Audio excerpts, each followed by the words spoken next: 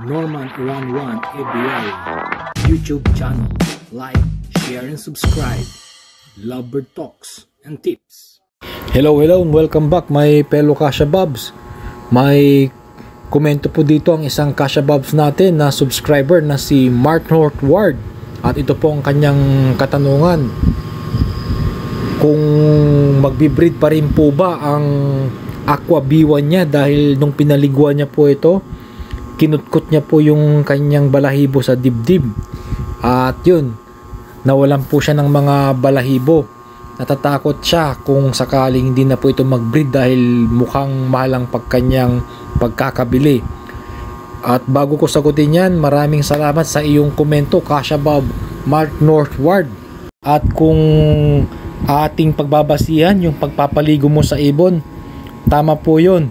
Tumiming lang po na yung ibon mismong pinaliguan mo, nung pagkatapos mong paliguan, yung kanyang katawan ay medyo may reaksyon, kinati po yun. Kaya sa kanila, para ma-relieve yung kati sa kanilang katawan, tinanggal niya po yung balahibo niya, inalis-alis po niya.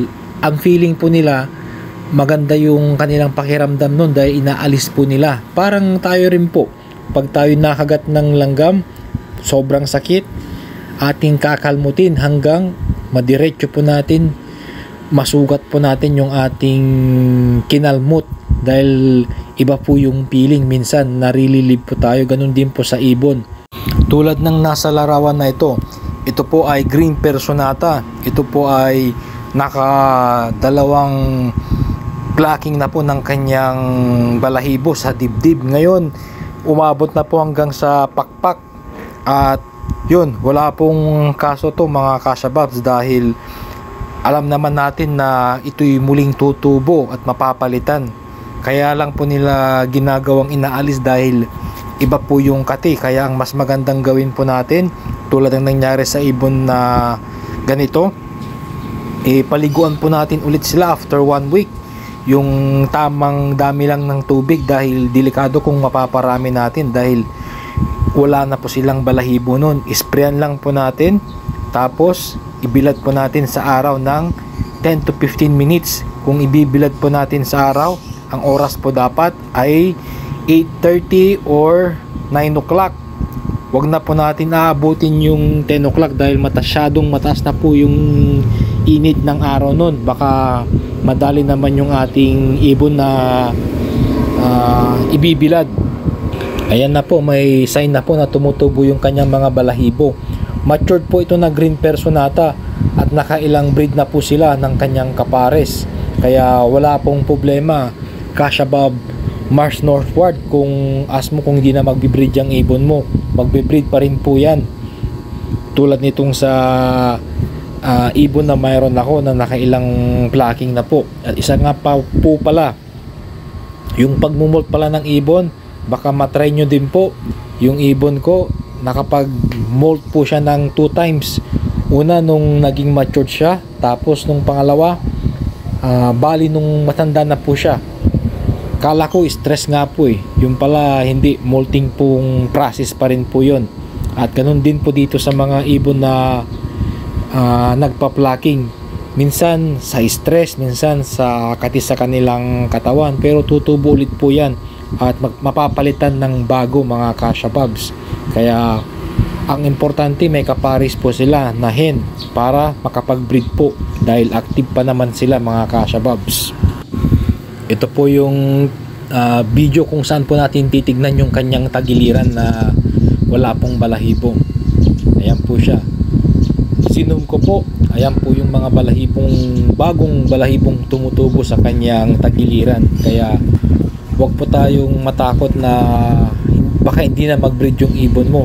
Itong green personato ko pong ito, nung nag-blocking po siya, tamang-tama, may itlog po yung kanyang kapares. At yun, napisan naman po, 2 pong green personata ang lumabas din po mga Kasha Bobs. So 100% magbibreed pa rin po sila hanggang sila ay active na magka-partner po. At yung sa pagpa-plucking, kung paliliguan po natin sila ulit every once a week po, at wag po masyadong madaming tubig, baka ginawin po sila at magkasakit. Yung tamang spray lang po, saka bilad kaagad sa araw ng 10 to 15 minutes para hindi po sila lamigin o magkasakit, mga Kasha Bobs. May ibon akong Albs 1 na Lutino at ang nangyari, natanggal yung buong balahibo niya sa katawan, hanggang ulo, hanggang pakpak, buong katawan, as in totally walang balahibo.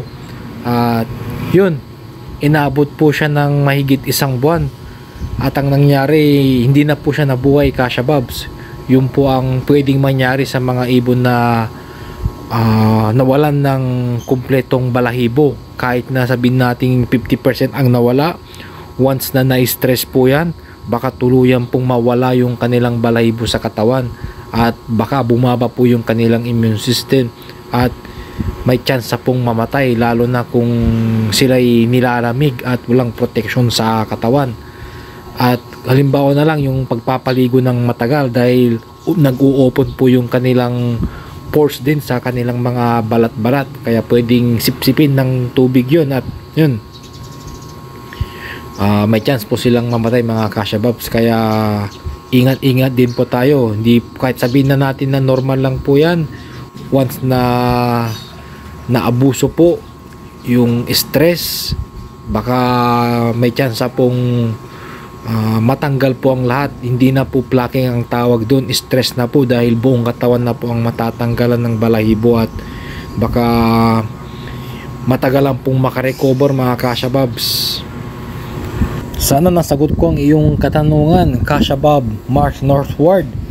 At sa mga ibang viewers po dyan na may ganito pong sitwasyon o karanasan, at sa mga Kasha Bobs po natin na nanonood ng channel ko, baka may nais po kayong idagdag sa comments po ni Kasha Bob Mark Northward, i-komento nyo po, baka makatulong din po yun kung kayo po may experience na tulad po sa nangyari po sa ibon niya, nang sa ganun maibahagi po natin yung magandang tips at makatulong din po sa dagdag kaalaman sa ating mga breeders bilang isang mag-iibon. Tandaan lang po natin, mga Kasha Bobs, na yung mga alaga po nating ibon ang mismong nagtuturo sa atin kung paano po natin sila i-breed o alagaan.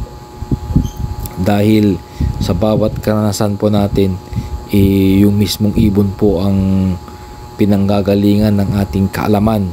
Kaya through observation po, natututo po tayo. Kung nagkamali man tayo sa isang ibon, nakawala, namatay, next na ibon po na ating alagaan, doon na po tayo matututo. Lagi nating tatandaan, lamang ang may alam. Kaya kung nagustuhan mo ang vlog kong ito, pa-thumbs up. At kung hindi man, pa-thumbs up pa rin, mga Kasha Bobs. Maraming salamat po.